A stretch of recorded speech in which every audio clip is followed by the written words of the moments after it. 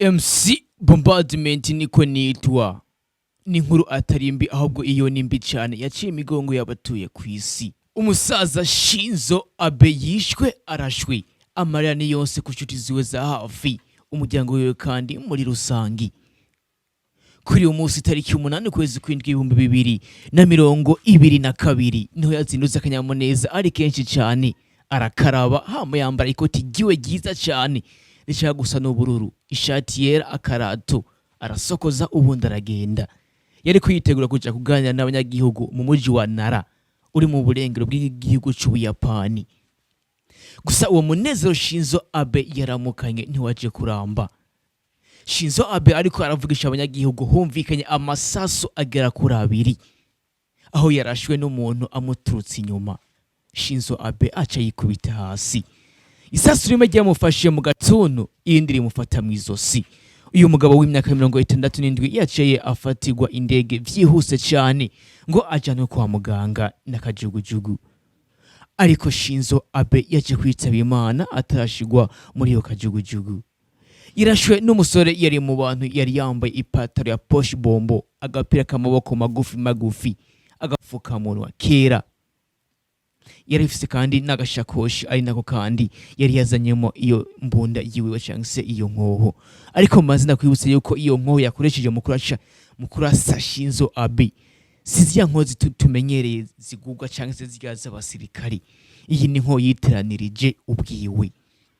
Ibinyamakuru bikomeye cyane ku isi ni iki kinyamakuru cyacu kirimo. Nta yindi nkuru iriko iravugwa atari iya SHIZO ABE yamaze kwitaba Imana. Ndiko ndibaza uwamurashe yamuhoye iki? Ninde canke niki catumye amurasa? Mbega uwamurashe aka kanya aherereye hehe? Niki kisa gukurikira? Komeza umutima ndakubwire neza intambwe ku yindi ingene vyagenze ubwo uwo musaza yaraswa gushika yitaba Imana. Nico niyemeje kukubwira ico amatu yawe atigeze yumva habe na gato kandi habe na rimwe. Iki ni Mijo Talent TV, ikiganiro ni Animation Time. Bomsi abombardiment. Intare y'umuji King of Animation, the master, the monster, the tough, the alien, the one and only special weapon oratizu.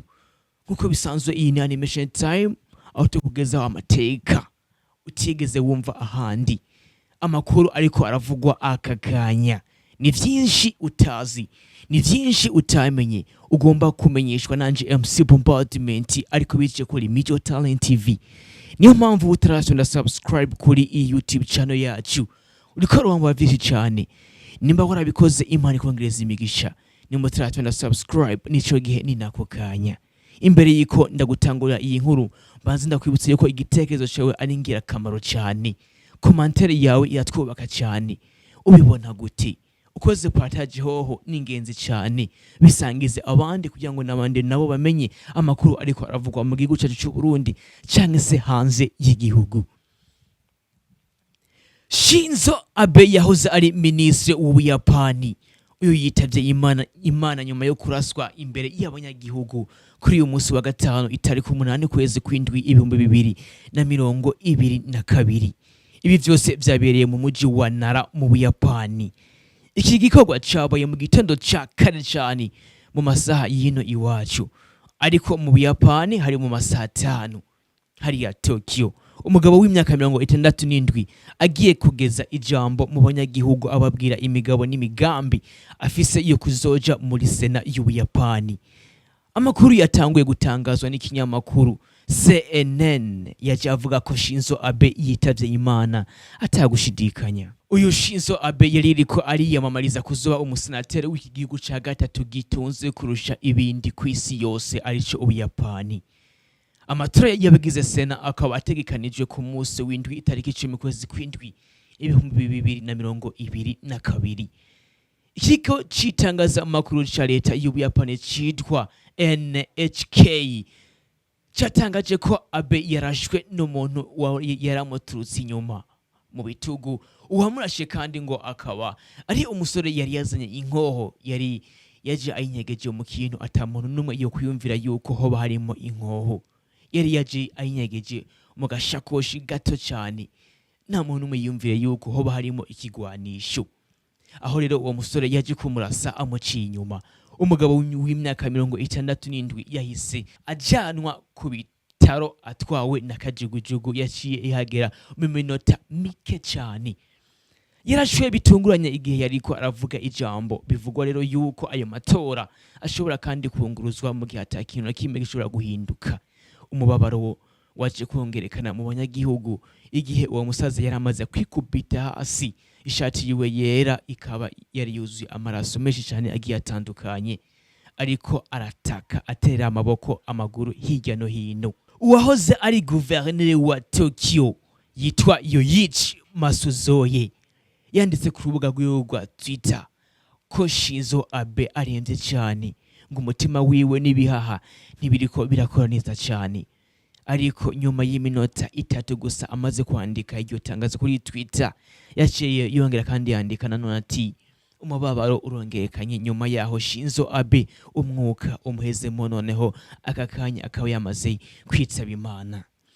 Televiziyo y'igihugu cy'Ubuyapani rero NHK mu mubabaro n'agahinda kenshi cyane niyo yatanguye gutangaza ko uyu munyapolitiki ukunzwe cyane, yarakunzwe cyane, ayamaze kwitaba Imana.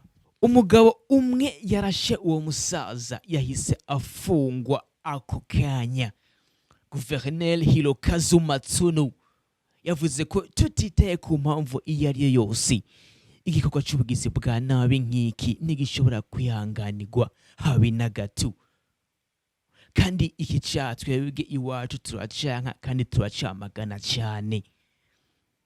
Polisi nayo yemeje neza yuko umugizi wa nabi w'imyaka 41 yitwa Tetsuya Yamagami yamaze gufatwa. Itohoza rero ryamaze gutangura. Ndakwibutse ko muri icyo gihugu cy'Ubuyapani ata munyagihugu n'umwe yemererwa gutunga inkoho. Niwe yakoze icyo cyaha cyo kwica, iyo nkoho niyo yari yikoreye yitiranirije. Ubwicanyi bukomeye mu Buyapani nk'ubwo buheruka kuba nubwo mu 2007 ubwo meya wa Nagasaki yitwa Icho Itohi yicwa arashwe n'abagizi ba nabi bavuye mu kagwi k'abayakuza. SHIZO ABE atabarutse afise imyaka 67 y'amavuko, aho yavutse itariki 21 ukwezi kw'icenda 1954. Yavukiye Tokyo hariya nyine mu Buyapani. Uyu mugabo rero yari yubakanye n'umugore wiwe yitwa Aki Abe, ariko batandukanye mu mwaka w'2020. Byumvikana yuko yari amaze imyaka 2 yibana amaze gutandukana n'umufasha wiwe Aki Abe. Niwe Ministre wa mbere yatwaye igihe kirekire kuva icyo gihugu cy'Ubuyapani kibayeho. Uyu yari umwanditsi w'ibitabo kandi akomeye cyane, aho yanditse ibitabo byinshi bigiye bitandukanye. Icyakunzwe cyane kandi kikagugwa cyane, kigasomwa cyane kurusha ibindi, ni igitabo yanditse cyitwa Towards Beautiful Nation, hamwe n'ibindi abigiye bitandukanye. Abategetsi abakuru b'ibihugu bamwifurije iruhuko agiza. Natwe nka Mico Talent TV ntacyo tworezaho. Je nitwa MC Bombardment, komi Bombardia uko ubishaka. Iyi ni Animation Time, aho tukubwira neza amakuru agezweho, amakuru ariko aravugwa ayo ngaha mu gihugu cyacu Burundi cyangwa se hanze y'igihugu. Amateka y'abaririmbyi n'ahandi woyumva kuri TV online yindi yo ngaha mu Burundi atari Mico Talent TV. Ikiro nicyo twiyemeje kuzoza turakubwira amakuru ariko aravugwa aka kanya hirya iyo nino, cyangwa se amateka y'abaririmbyi. Mbega bano baririmbyi dukunda byagenze gute kugira ngo bashikeho bageze aka kanya? Bavukiye hehe? Bafise imyaka ingahe? Amateka yabo nyine nawe tuvyumva. N'ahandi rero woyumva ibyo byose atari kuri Mico Talent TV. Reka ndakwibutse ko kuri Mico Talent TV tudafise Animation Time yonyine. Ibiganiro ni byinshi cyane biri kuri Mico Talent TV. Hariko interviews zigiye zitandukanye. We wafashe kano kanya ukanyumviza, reka ndakubariye ati Imana ikongereza imigisha. Sangiza iyi nkuru bagenzi bawe bamenye ibiriko biravugwa hirya iyo nino. nimba urafyonze subscribe Imana ikongereza imigisha, nimba utarayifyonda gira ko ifyonda uce wongera ufyonde ku gakengeri hariya mu buryo iwawe. Reka dusubire akandi kanya cyangwa se uyundi musi. Je ndi MC Bombardment, Imana ikongereza imigisha.